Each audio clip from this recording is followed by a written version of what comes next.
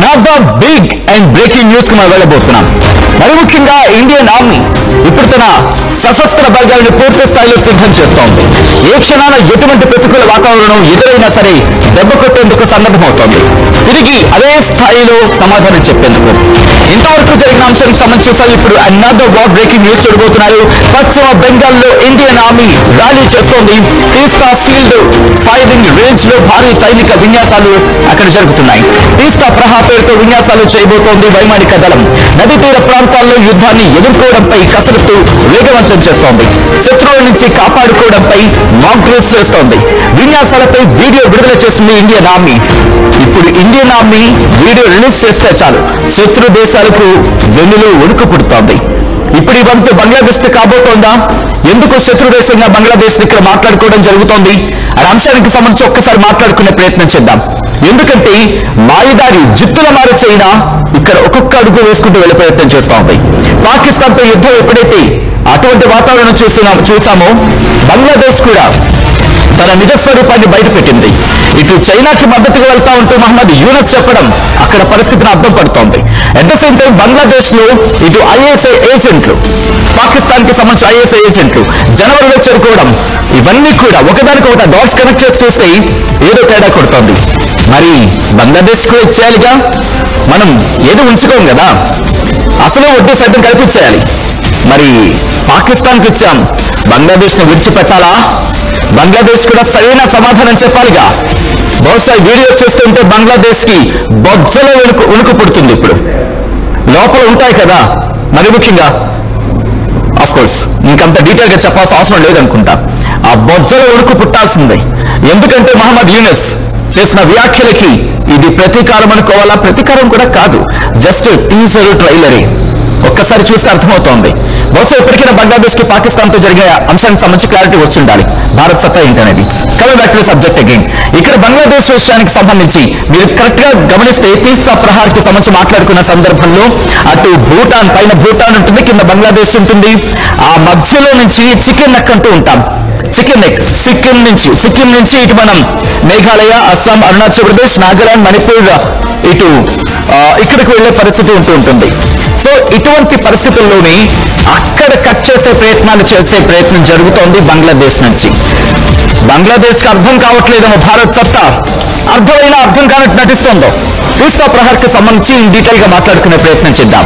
మరి ముఖ్యంగా పహల్గామ్ ఘటన నుంచి ఇప్పటివరకు జరుగుతున్న లేటెస్ట్ అప్డేట్స్ ని ఎప్పటికప్పుడు క్షుణ్ణంగా పరిశీలించి నిశ్చితంగా వాటిని అబ్జర్వ్ చేసి అప్డేట్స్ అందిస్తున్న మా ప్రతినిధులు Ramdas, at the same time మా టీం అంతా కూడా ఎప్పటికప్పుడు అప్డేట్స్ అందిస్తూ ఉంది.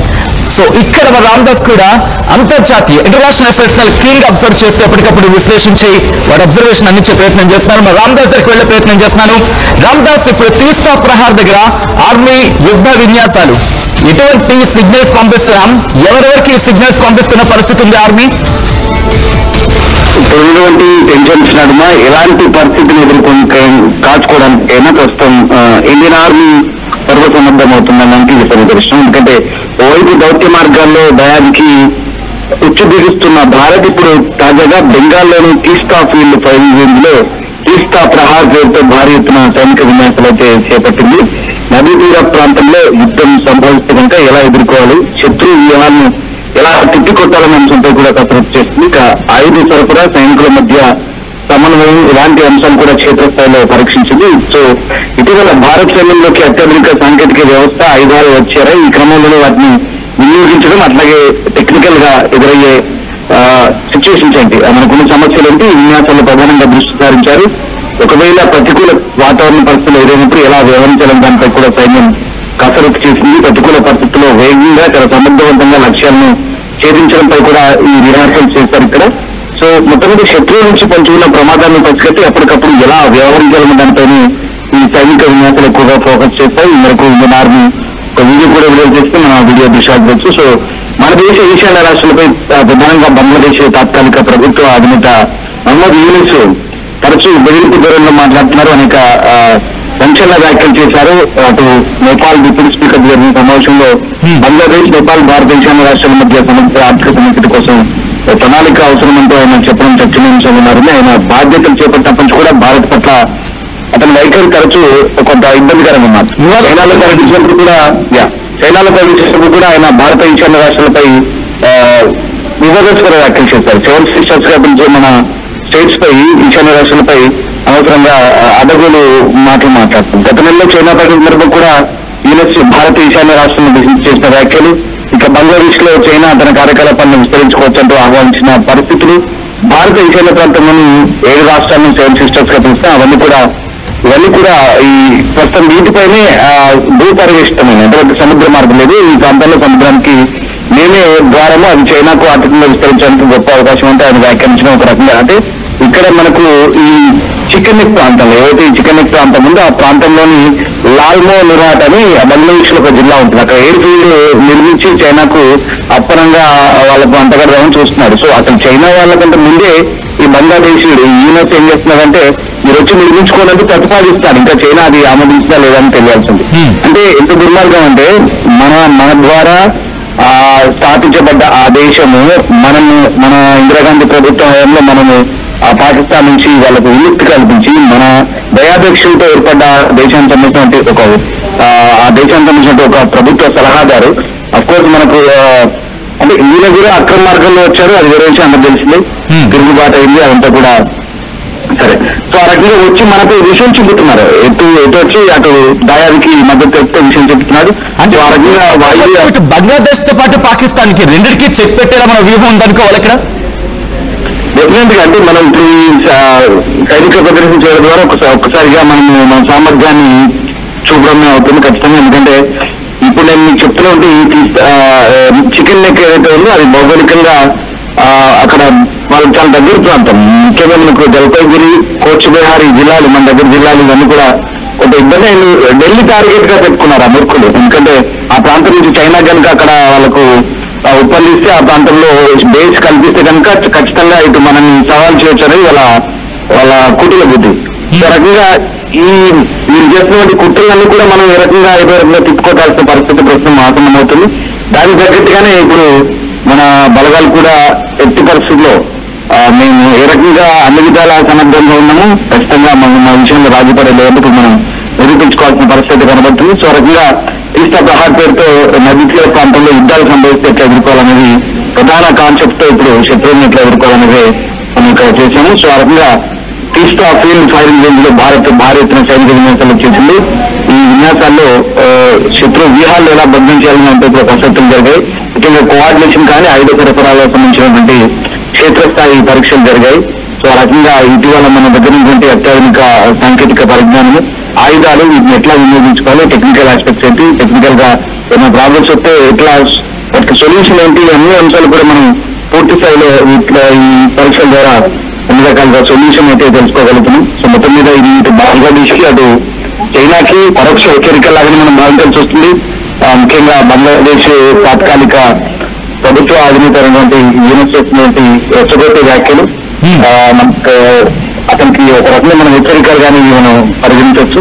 రకంగా ఈ ప్రస్తుతం జరుగుతున్నటువంటి అంటే ఇక్కడ యుఎస్ కి సంబంధించి మాట్లాడిన సందర్భానికి మనం ఇక్కడ కాంటెక్స్ట్ లో తీసుకుంటే చైనా సపోర్ట్ చూసుకొని విర్రవీగిన వ్యక్తికి ఇప్పుడు వింటాడా? అంటే కనీసం ఆలోచించే ప్రయత్నం చేస్తాడా? ఎందుకంటే చైనా సపోర్ట్ ఉందని చెప్పి విర్రవీగుతున్న వ్యక్తి ప్రస్తుతం మహమ్మద్ యూనస్.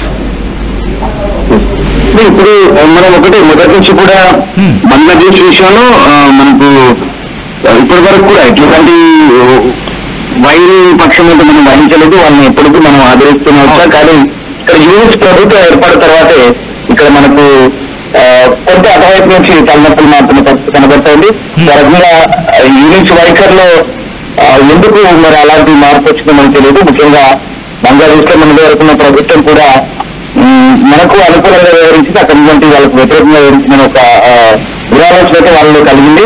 కానీ అది సరైనది కాదనే విషయం మనం తెలుసుకునే పరిస్థితి ప్రాబ్లం వస్తాయి. ఎందుకంటే మనం బంగ్లాదేశ్ నుంచి అనేక రకాలుగా సరిహద్దులు పంచుకుంటున్నాము, తర్వాత వాళ్ళకి అనేక రకాలుగా కోఆపరేషన్ అయితే చేస్తున్నాం. కానీ ఈ మహమ్మద్ యూనస్ అనే వ్యక్తి అక్కడ ప్రధానంగా పాకిస్తాన్ అలాగే చైనా ప్రోత్సాహంతోనే ప్రోత్సాహంతోనే అక్కడి ఆ ప్రభుత్వాన్ని కూల్చి తిరుగుబాటు చేసి ఆయన అక్కడ అధికారంలోకి చేపట్టే పరిస్థితి.